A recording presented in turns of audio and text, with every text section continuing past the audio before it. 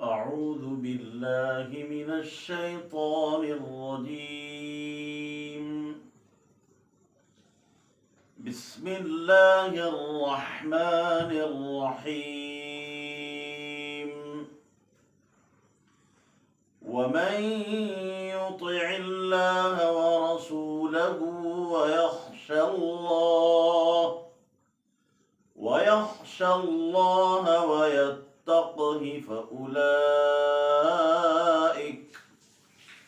فأولئك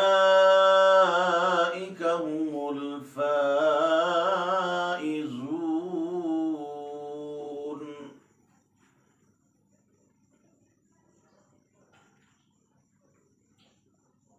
اور جو شخص اللہ کی اور اس کے رسول کی اطاعت بجا لائے، وَيَخْشَى اللَّهَ، اور حق تعالی سے ڈرے، وَيَتَّقْهِ، اور اللہ تعالی کی مخالفت سے بچے، فَأُولَئِكَ هُمُ الْفَائِزُونَ، تو یہی لوگ کامیاب ہیں۔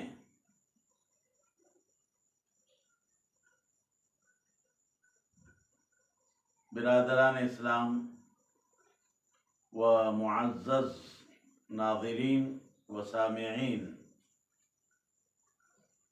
میں نے آپ حضرات کے سامنے 18ویں پارے میں جو سورہ نور ہے اس کی 52 نمبر کی آیت کی تلاوت کی اور اس کا ترجمہ کیا۔ اس آیت کریمہ میں رب دو جہاں نے کامیابی کی 4 اہم ترین بنیادی باتیں ارشاد فرمائی ہیں۔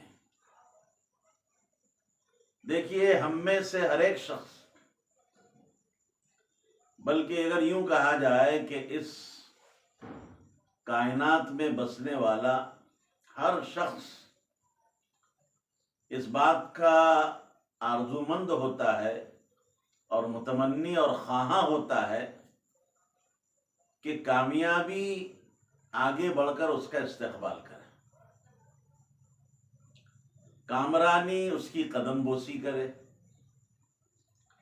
فوز و فلاح اس کا مقدر بنے۔ کون نہیں چاہتا؟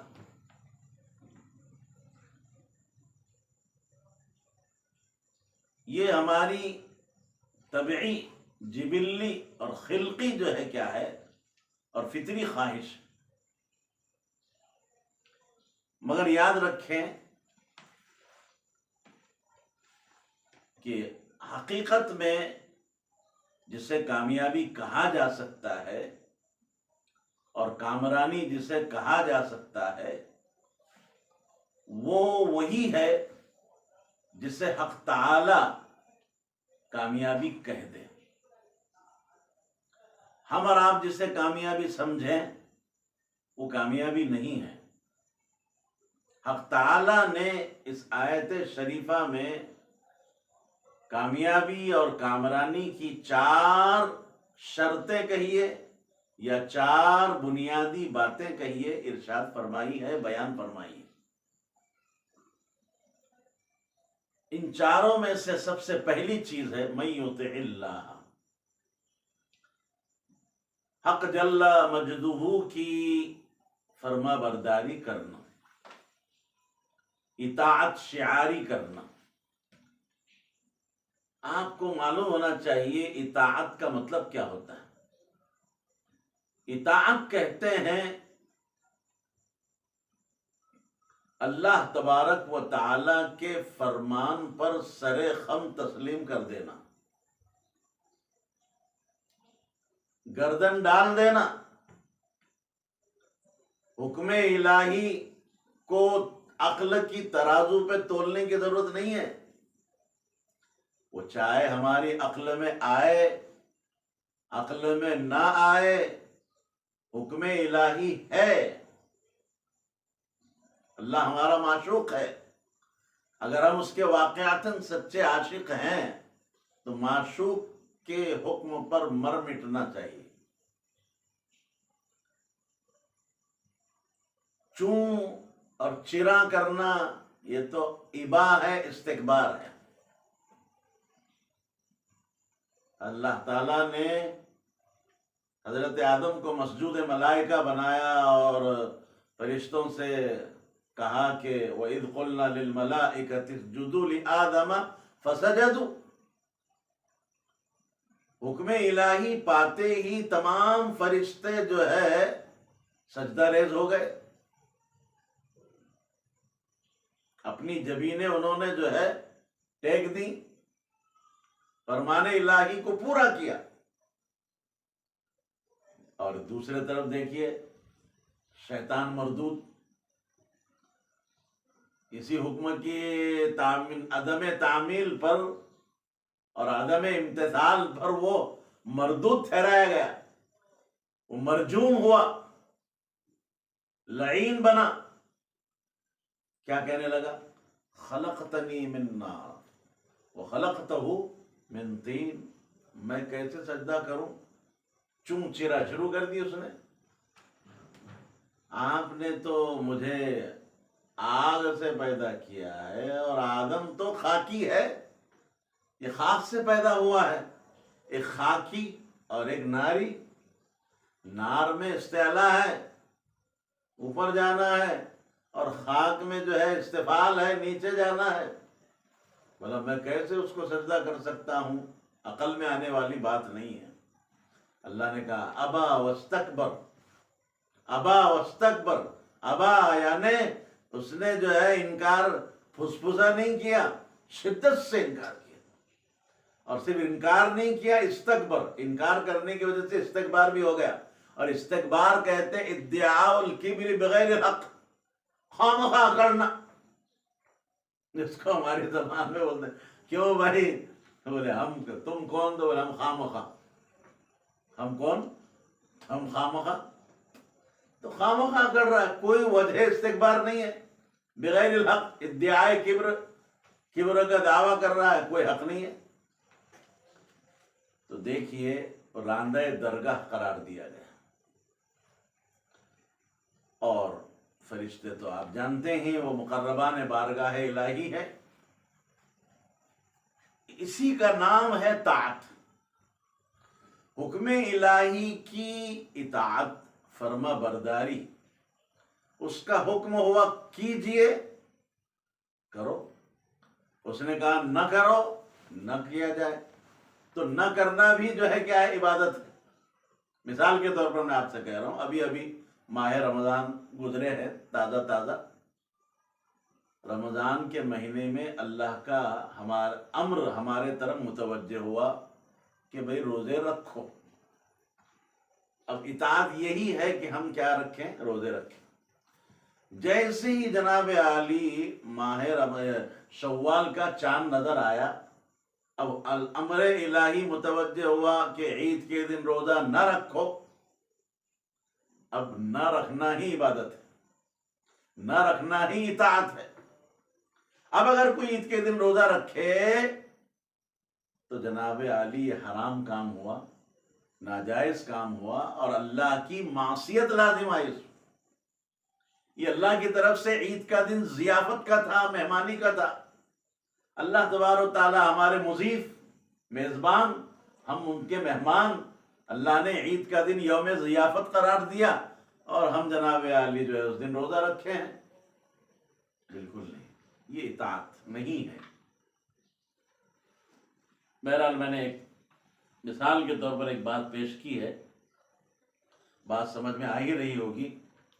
دوسرے نمبر پر ہے وَرَسُولَهُ، اللہ کے رسول برحق سرور کائنات صلی اللہ علیہ وسلم کی اطاعت کرنا۔ یہ بھی یاد رکھیے، اللہ کی اطاعت کی تکمیل کے لیے رسول کی اطاعت ضروری ہے۔ اطاعت رسول کے بغیر اطاعت خداوندی مکمل ہو ہی نہیں سکتی۔ آپ کلمہ دیکھ دیجئے، کلمہ توحید کیا ہے، جس کو کلمہ تقوی بھی کہا جاتا ہے۔ قرآن نے کہا وَأَلْزَمَهُمْ كَلِمَةَ التَّقْوَى، وہ کیا ہے؟ لا الہ الا اللہ محمد الرسول اللہ۔ یہ کلمہ توحید کی تکمیل اسی وقت ہوگی جب ہم محمد الرسول اللہ کہیں گے۔ صرف لا الہ الا اللہ کہنے سے ہماری توحید مکمل نہیں ہوتی۔ رسول کی اطاعت کے بغیر اللہ کی اطاعت جو ہے کیا ہوتی ہے؟ ناقص ہوتی ہے، ادھوری ہوتی ہے۔ اس لیے رسول کی اطاعت بھی کیا ہے؟ از حد ضروری ہے، بے شک ضروری ہے۔ وَيَخْشَى اللَّهَ، اور اللہ سے ڈرے۔ خشیت کسے کہتے ہیں؟ الخوف مع العظمہ، عظمت کے ساتھ ڈرنا، یہ ہے خشیت۔ بھئی طالب علم ہے، اپنے استاد سے ڈر رہا ہے، اس کے دل میں کیا ہے؟ اپنے استاد کی عظمت ہے، اس لیے اس کو خوف ہوتا ہے۔ ایک مرید اپنے جو ہے مرشد سے اور اپنے پیر طریقت سے ڈر رہا ہے، کیوں؟ اس کے دل میں مرشد اپنے پیر صاحب کا کیا ہے؟ ایک احترام ہے، اس لیے وہ کیا ہے؟ ڈر رہا ہے۔ ایسی اللہ تبارک و تعالی کا ہمارے دلوں میں جو ہے کیا ہونا چاہیے؟ احترام ہونا چاہیے، اس کی عظمت ہونی چاہیے، اور اس احترام اور عظمت یہی جو ہے کیا ہے صاحب؟ دل میں خوف پیدا کرتی، اسی کا نام کیا ہے؟ خشیت۔ اور جناب ایک بات یاد رکھیے، خشیت پیدا ہوتی ہے معرفت سے، بغیر معرفت کی خشیت نہیں آتی۔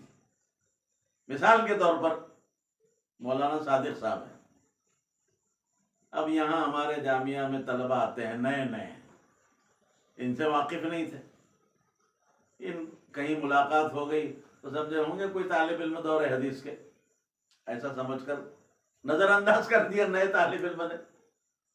اب جناب عالی صبح میں امتحان ہوا اور ان کا داخلہ ہو گیا عربی سوم میں، چہارم میں، پنجم میں، اور ان کا گھنٹہ آ گیا۔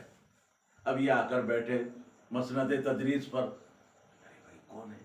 مولانا یہاں استاد ہے۔ اچھا، اب معرفت ہو گئی نا، پہچان لیا کہ بھئی یہ جو ہے یہاں کے استاد محترم ہے ماشاءاللہ۔ تو اب جو ہے اب اس کی کیفیت بدل جائے گی۔ اب یہ ان کے سامنے آئے گا تو دست بستہ کھڑا ہو جائے گا، اور جو ہے نظریں جھکا دے گا، اور بہت ہی ادب احترام کے ساتھ ان سے جو ہے ہم کلام ہوگا، گفتگو کرے گا، ہے نا؟ معلوم ہوا کہ جب معرفت نہیں تھی تو وہ خشیت نہیں تھی، وہ احترام نہیں تھا، عظمت نہیں تھی۔ معرفت سے عظمت آئی، اور عظمت سے پھر خشیت آئی۔ اس لیے جو ہے اللہ کی معرفت ہو، معرفت ہوگی تو عظمت آئے گی، عظمت آئے گی تو خشیت آئے گی۔ اللہ ہم سب کو جو ہے نصیب کرے۔ چوتھی چیز ہے وَيَتَّقْهِ، اللہ تعالیٰ کی مخالفت نہ کرے۔ تقویٰ کا مطلب ہوتا ہے مخالفت سے بچنا۔ وَمَن يُشَاقِقِ الرَّسُولَ وَمَن يُشَاقِقِ اللَّهَ، پڑھا ہوگا آپ نے قرآن میں، جو اللہ کی مخالفت کرتے ہیں وہ نامراد ہوتے ہیں۔ یہاں مراد ہے کہ آپ اللہ کے ہر حکم کی تعمیل کریں اور اس کو بجا لائے، اور ہر نہیں سے جس سے اللہ نے روکا ہے اس سے کیا کرے؟ گریز کرے، اس سے دور رہیں، اس سے اجتناب کرے پورے طور پر۔ چار چیزیں اگر آپ کے اندر پائی جائے گی، اللہ کی اطاعت، رسول کی اطاعت، اللہ کی خشیت، اور چوتھی چیز ہے تقوی، تو اللہ نے اعلان کر دیا فَأُولَئِكَ هُمُ الْفَائِزُونَ۔ بلاغت جاننے والے اہل علم حضرات جانتے ہیں کہ یہاں حسر پیدا ہوا ہے، کیا ہو گیا؟ یہی کامیاب ہیں۔ مطلب یہ کہ جن میں یہ چار اوصاف پائے جائیں گے، اور جن میں چار جو ہے بنیادی صفتیں پائی جائے گی، یہی جو ہے کامیاب کہلائیں گے، فائز المرام ہوں گے، دنیا میں بھی فلاح ان کا مقدر بنے گی، اور آخرت میں بھی جو ہے کامیابی آگے بڑھ کر ان کا کیا کرے گی؟ استقبال کرے گی۔ اور کیا چاہیے؟ سرخ روئی اگر چاہتے ہیں آخرت میں تو ان 4 چیزوں کو کیا بنا لیجئے؟ اپنا جو ہے لائحہ عمل بنا لیجئے۔ اللہ کی ذات سے ہم امید کرتے ہیں اور دعا بھی کرتے ہیں کہ اللہ تبارک تعالی ہم سب کو ان 4 بنیادی باتوں کو اپنانے کی توفیق عطا فرمائے۔